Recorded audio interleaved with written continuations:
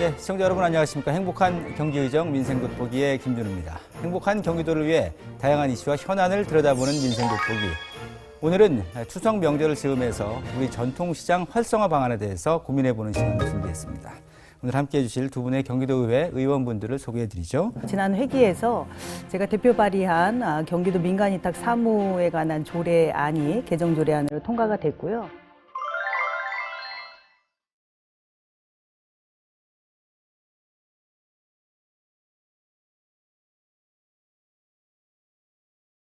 관내 이제 지역의 학교 운영위원회 분들과 내년도 학교 대응 사업 관련 예산에 대해서 이제 서로 소통을 했고요.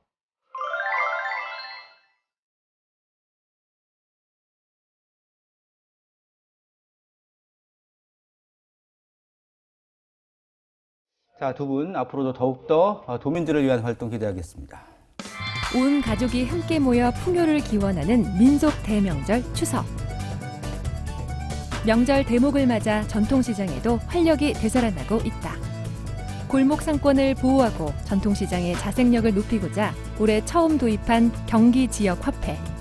지역경제 선순환에 긍정적인 효과를 보이며 전통시장 활성화에도 청신호를 보이고 있는데 전통시장 활성화를 위해 앞으로 어떤 정책을 펼치면 좋을지 자세히 이야기를 나눠보자. 네, 이제 추석 연휴를 즈음해서 전통시장 활성화 방안에 대해서 본격적으로 논의를 해보겠습니다.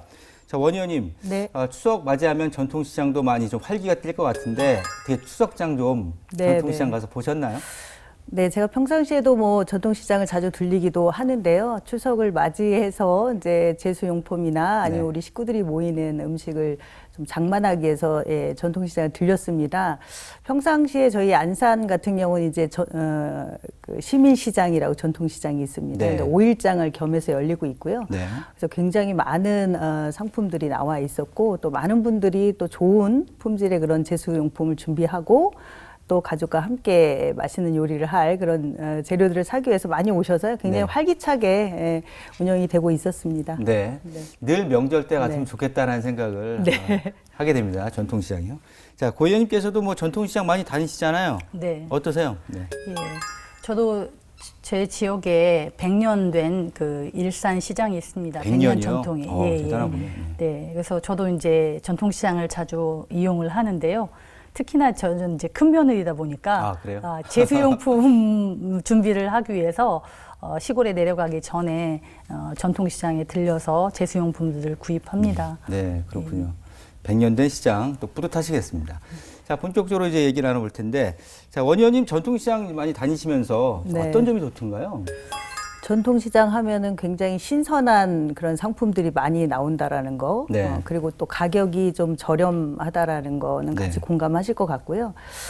저는 특히 좀 흥정할 수 있고 덤을 줄 수 있다는 그런 인간적인 면이 좀 네, 좋은 네. 것 같아요.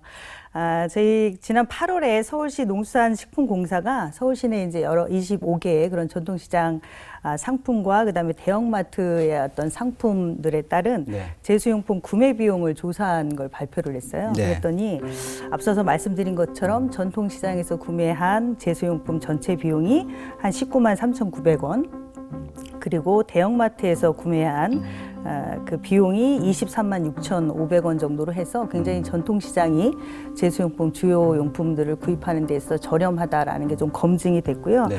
특히 그 중에서는 이제 과일 종류나 그다음에 제수에서 쓰는 그런 어떤 야채, 시금치, 뭐 대파, 고사리 이런 부분들이 굉장히 전통시장이 대형마트보다 싸다라는 것이 좀 검증이 됐습니다. 그래서 네. 평상시에도 좀 전통시장을 찾으셔서 신선한 제품도 구매하시고 네. 그리고 또 알뜰 살림에 도움이 될 수 있는 그런 데 자꾸 활용하셨으면 좋겠습니다. 네.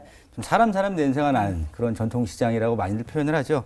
자, 그런데 이제 제수용품 그 한 4만 원 정도 차이 난다고 말씀을 하셨어요. 저렴하다고. 그럼에도 소비자분들은 좀 불편하다라는 인식도 많이 있고 그런 의견도 내고 있습니다. 일단 현대화 사업을 꾸준히 해왔지만 전통시장이 좀 불편하다 이런 의견들 좀 어떤 면에서 좀 더 달라지면 소비자들의 니즈에 좀 충족을 할까요? 네. 요즘 전통시장이 그 환경 개선 사업을 통해서 많이 좋아졌긴 했는데 여전히 좀 미흡한 부분이 네. 많고요.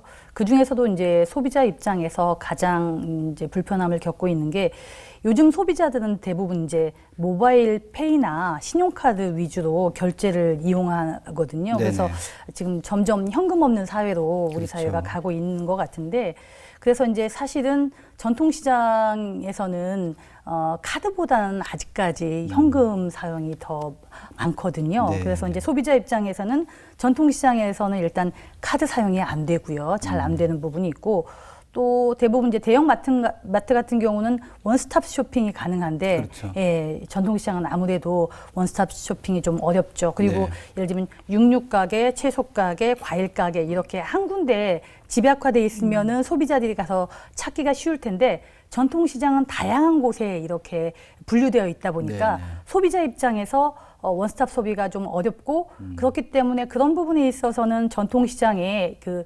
중간중간에 안내 표지판을 네네. 좀 활용을 하면 소비자 입장에서 조금 그 구매하고자 하는 물품을 구입할 때 좀 더 수월하게 구입할 수 있지 않을까 싶은 생각이 들고요. 네. 또 이제 아무래도 전통시장들이 대부분 오랜 전통을 가지고 있기 때문에 주차 시설이 네. 협소합니다. 그래서 이제 접근성 부분이 좀 어렵고 주차 공간에 대한 부족한 부분들이 있고 또 대형 마트나 이런 그 대형 쇼핑 복합 쇼핑몰에 비해서 편의 시설이 부족하다는 게 전통시장의 여전한 어떤 좀 개선되어야 할 소비자 입장에서의 네. 그런 것들이 아닌가 싶은 생각이 듭니다. 네. 가장 심각한 건 주차 문제가 가장 심각해요. 그리고 이용 도로의 문제도 굉장히 좀 심각하고요. 위치한 그 전통시장이 위치한 곳이 굉장히 도로가 잘 나 있는 곳보다는 일반 주택가 안쪽에 있거나 이런 경우도 굉장히 많거든요.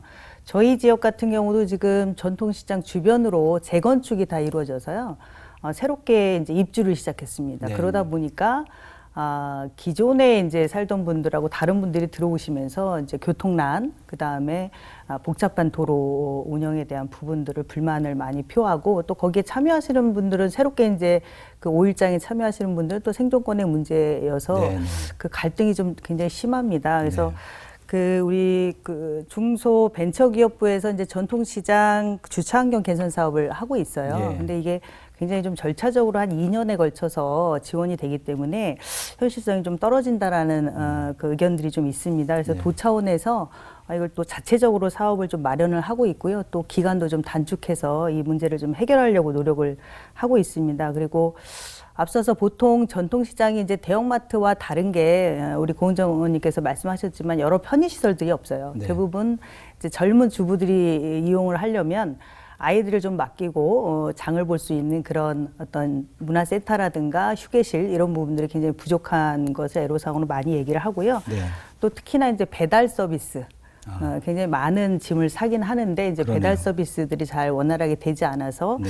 이런 부분들을 좀 적극적으로 개선하면 전통시장을 많이 이용하겠다라는 그런 설문조사도 있습니다. 2013년에 대형마트 전통시장 인근에 들어오면서 많은 갈등이 생겼고 2013년에 그래서 격주 휴무제가 실시가 됐습니다. 이 부분도 조금 이후에 전통시장의 어떤 전반적인 그 매출에 좀 도움이 됐다라는 의견도 있는데 어떻습니까 실제로는요? 그래서 산업통상자원부 자료에 따르면은요.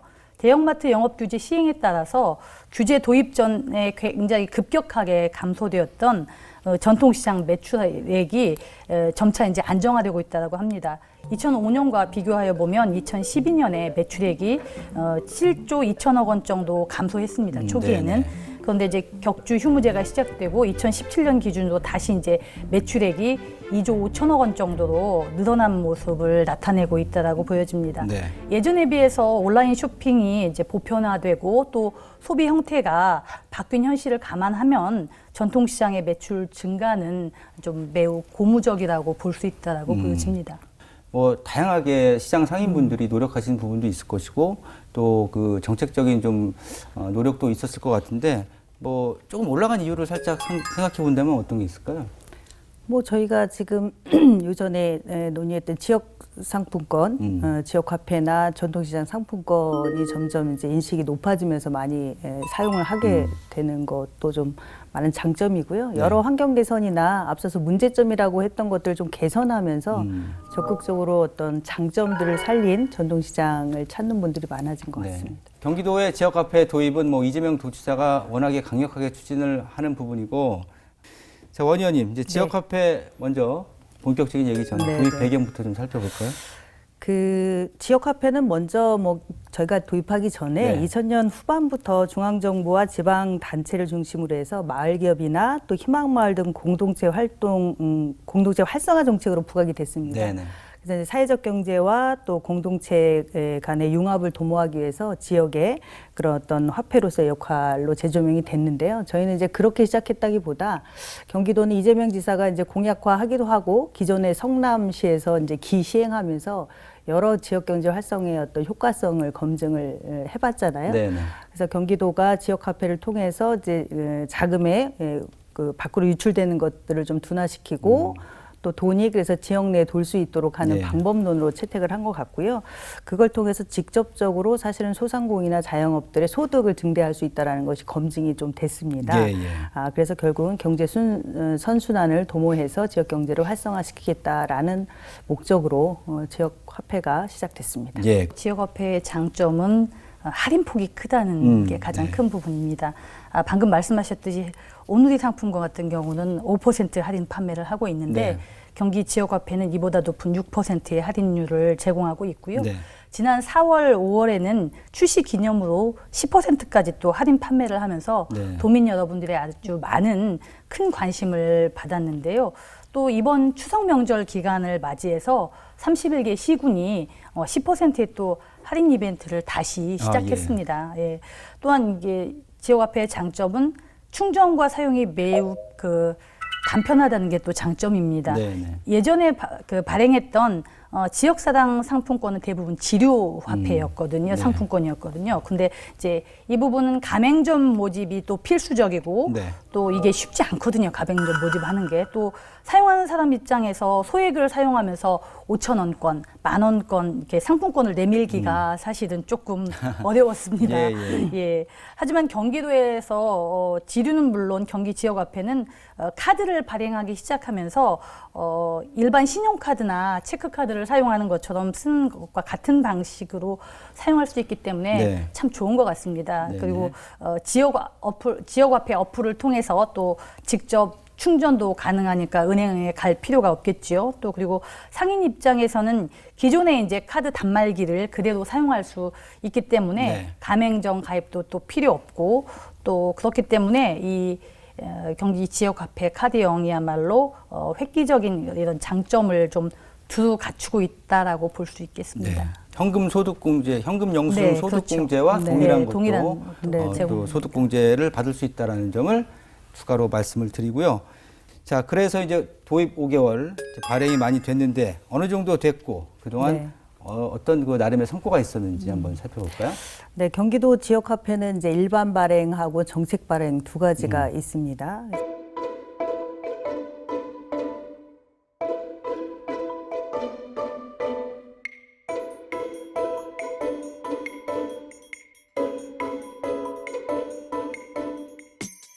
올해 저희가 이제 4월 달부터 발행을 시작을 했습니다. 그래서 처음에 목표액은 31개 시군을 통틀어서 이제 정책 발행이 3,582억 원을 목표로 했고 또 일반 발행은 1,379억 원을 목표로 해서 이제 4,961억 원의 목표를 해서 추진을 했는데요. 현재 이제 7월 1일 기준으로 보면 이제 상반기가 지났어요. 그래서 2,243억 원을 달성을 했다고 합니다. 그래서 정책 발행으로는 한 1,159억 원, 또 일반 발행은 1,084억 원 정도 달성을 했는데요. 지역화폐가 이제 7월 기준으로 하면 전체 목표치의 한 45.2%를 달성을 했습니다. 그리고 발행을 했습니다. 그리고 지금 뭐 이제 아까 우리 고은정 의원님께서 말씀하신 것처럼 9월 추석맞이 또 할인 행사를 해요. 저희가 처음 가입할 때도 한 10%를 한 3개월 했는데 사실은 10만 원을 구입하면 11만 원이 통장에 그렇죠. 예. 예, 채워집니다. 네, 그래서 네. 굉장히 저희는 안산 같은 경우는 30만 원의 한도인데요. 예. 그럼 33만 원이 꼬박꼬박 네. 그러네요. 채워지고 있습니다. 그래서 아마 이번 추석을 기점으로 해서 또 많은 부분들이 일반 발행의 비율이 높아질 거라고 기대하고 있습니다. 예. 자, 지금 지역 화폐가 경기도 31개 시군에서 각각 다른 명칭으로 아주 활발하게 유통되고 사용이 되고 있습니다.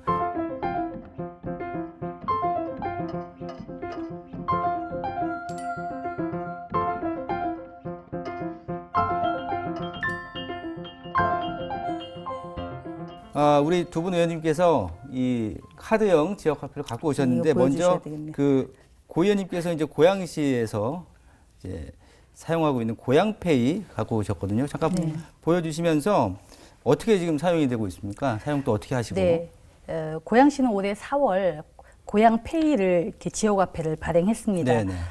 고양시는 지금 지역화폐가 카드형으로만 발행되고 있는데요. 네.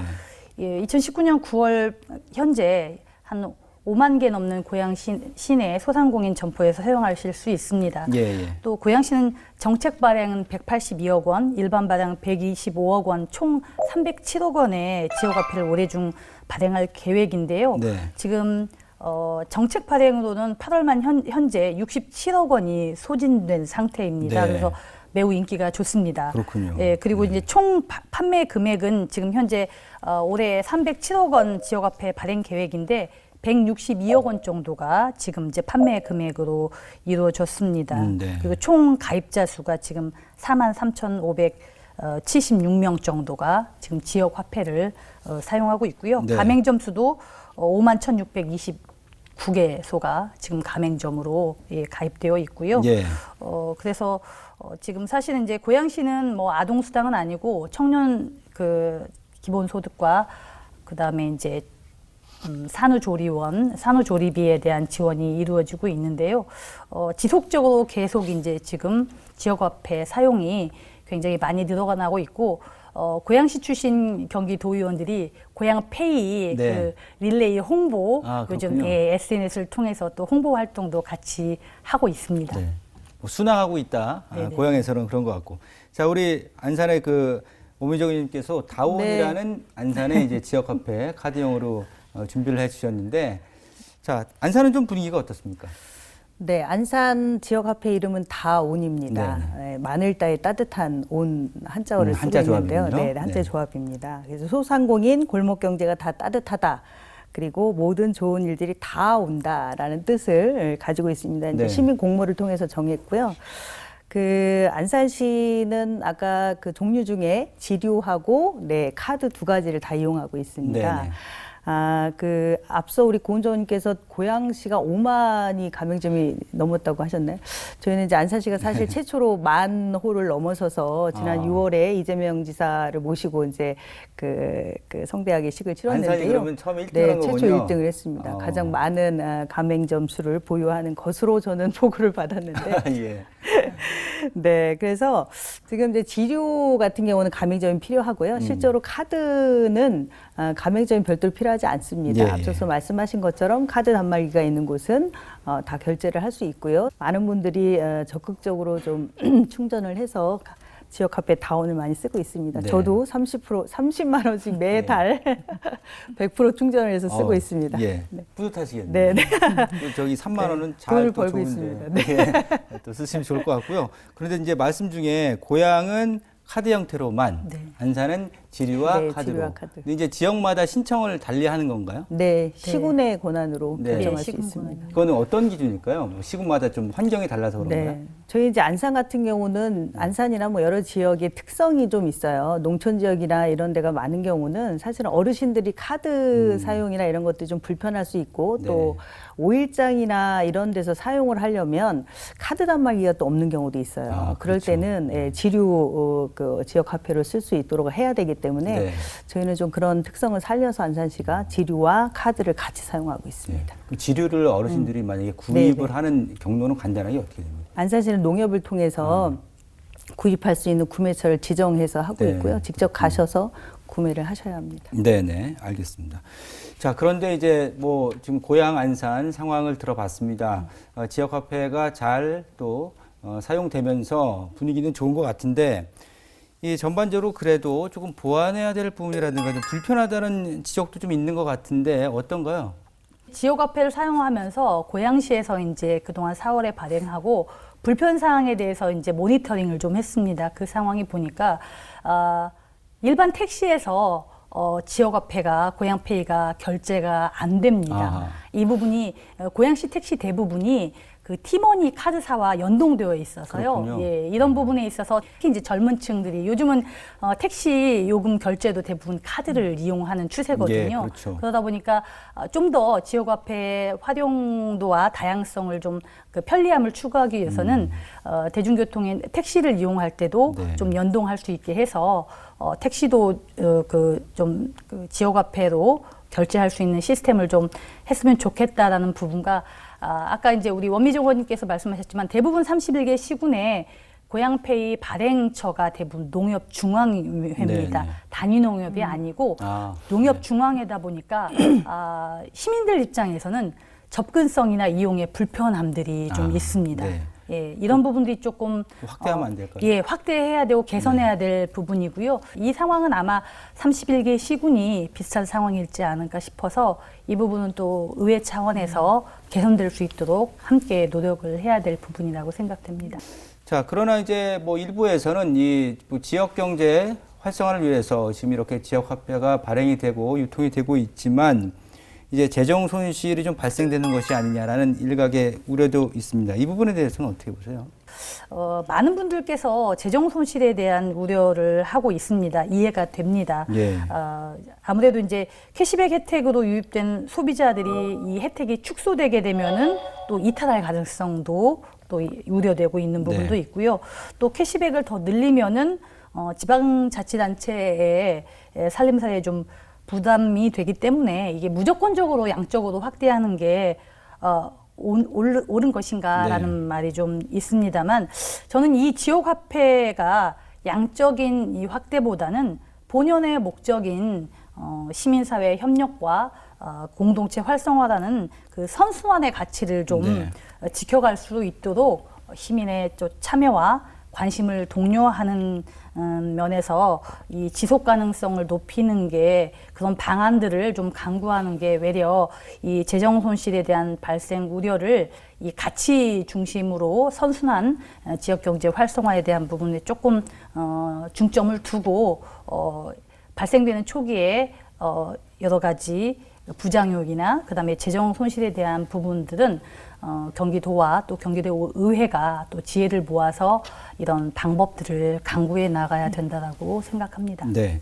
연결해서 제가 두 분께 좀 공유 여쭙고 싶은 게 있는데 이제 지역 경제 활성화에 도움이 될 것이다라는 이 실증이 좀 필요할 것 같아요. 향후에. 지금 이제 5개월밖에 안 됐기 때문에 과연 많은 도민들이 지역 화폐를 발행하고 유통을 함으로 해서 원래 목적인 지역 경제 활성화에 얼마나 실제로 효과가 있느냐를 좀 이해를 할 수 있도록 실증 작업이 필요할 것 같고, 즉 세금을 썼는데 이것이 정말로 제대로 쓰여졌는지, 세금이 투여된 만큼 효과를 거뒀는지에 대한 실증 작업. 사실 이것도 기획 단계부터 준비가 된 거 아닐까요? 네네. 저희 경기도 차원에서는 이제 4월에 시행을 했기 때문에 아직까지는 전체적으로 이제 매출에 대한 분석을 하지는 않은 상태입니다. 네. 그래서 제가 기대하기로는 이제 경기도시장상권진흥원이 이후에 지역화폐 이용이나 활성화 관련한 업무를 주요 업무로 하게 되는데, 네. 그리고 또 경기도에 데이터 센터가 또 설립이 됩니다. 그 기능들이 생깁니다. 예, 이제 예. 이런 과정을 통해서 실질적으로 매출의 변화를 좀 분석해서 실질적인 효과가 있다라면 저는 더 적극적으로 양적 확대도 해야 될 필요성이 있다고 보여지고요. 네. 그것이 이제 세금의 어떤 낭비나 이런 부분을 조금 더 보완하기 위해서는 정책 발행이 좀 더 늘어나면 그런 부분들을 좀 보완하면서도 양적으로 늘릴 수 있는, 그리고 효과를 좀 극대화할 수 있는 방법이라고 저는 생각을 해서 그런 분석 활동이 좀 적극적으로 앞으로 계획되어야 된다고 생각을 합니다. 자, 앞으로의 관련해서 과제가 있다면 어떤 게 있을까요? 네, 그동안에 이제 전통시장 지원 사업을 살펴보면 보통이 시설 개선 사업 중심으로 많이 했어요. 네, 뭐 네. 시장 딱 하면 앞에 아케이드 크게 그렇죠. 무슨 전통시장 이렇게 있거나 뭐 시설 주로 이제 시설 현대화 사업 이런 거 중심으로 했는데 물론 그것도 필요합니다. 근데 지금은 이제 그 소프트웨어적인 네. 그런 지원이 좀 필요하다고 생각을 하는데요. 특히나 이제 특성화 사업들이 좀 필요한 것 같아요. 네네. 그래서 어떤 전통시장의 특성을 살려서 그 지역의 특성을 살려서 브랜드화해서 그 주변뿐만이 아니라 전국적으로 그 전통시장에 가면 그것을 살 수 있다라는 그리고 또 그걸 체험할 수 있다라는 이런 특성화 사업에 좀 적극적으로 지원하는 정책이 좀 필요하다라고 생각을 합니다. 예, 중요한 말씀해 주신 것 같습니다. 고 의원님께서는 어떤 과제가 있을까요? 예, 뭐 앞서 원미정 의원님께서 말씀하셨던 부분 플러스 네.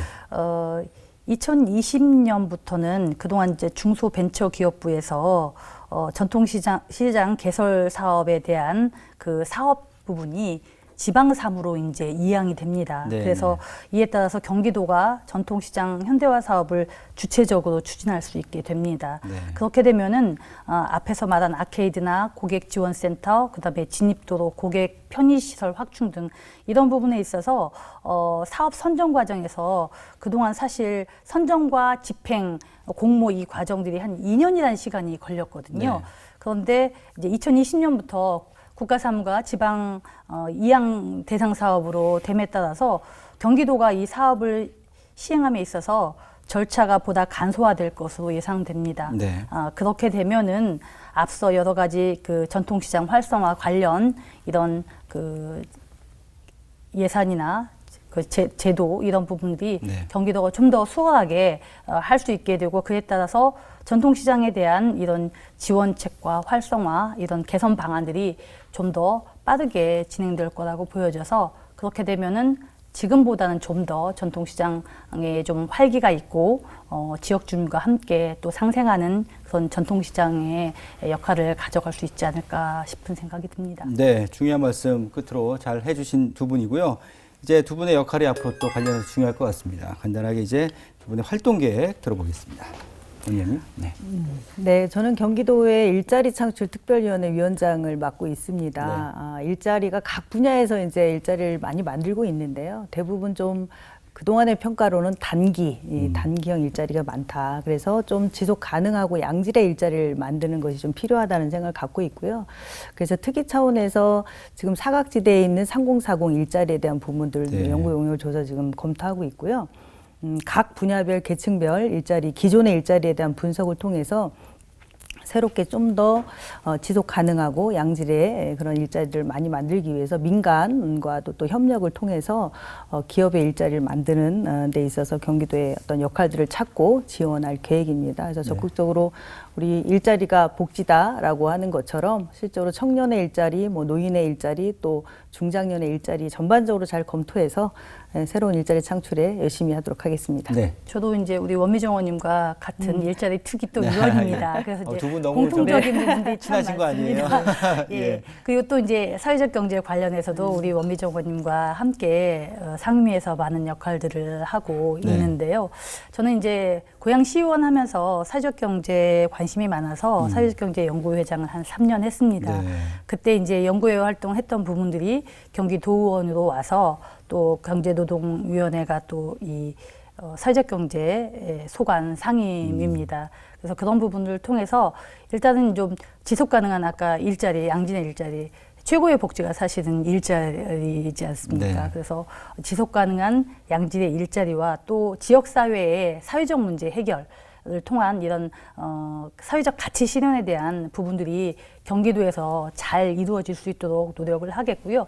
저는 사실은 이제 지금의 여러 가지 노인 일자리, 청년 일자리, 뭐 중장년 일자리도 중요하지만 다음 세대를 위한 준비를 해야 된다고 봅니다. 그래서 네. 미래 세대인 우리 청소년들이 향후 그 일자리 부분에 있어서 준비하고 경험할 수 있도록 다양한 정책적인 노력을 좀 기울이려고 하고 있고요. 그 부분에 있어서 아까 4차 산업혁명 시대를 살아가는 우리 청소년들을 위한 그 메이커 스페이스 공간이나 다양한 직업 체험, 이퀄 뭐 노동 관련 교육들 이런 부분들을 통해서 다음 세대인 미래 세대의 일자리를 위한 사전에 이런 교육 프로그램들 네. 이런 부분을 통해서 향후 우리 경제가 좀 더 활성화되고 또 우리 나라도 좀 더 발전할 수 있는 그런 기본을 좀 경기도에서 만들어가야 되지 않을까 싶은 생각이 들어서 네. 그 부분에 좀 더 중점적으로 노력을 하려고 생각하고 있습니다. 네. 자, 오늘은 경기도의 전통시장 활성화 방안에 대해서 두 분의 의원분과 이야기 나눠봤습니다. 고견 주신 두 분 대단히 고맙습니다. 네, 고맙습니다. 감사합니다. 네.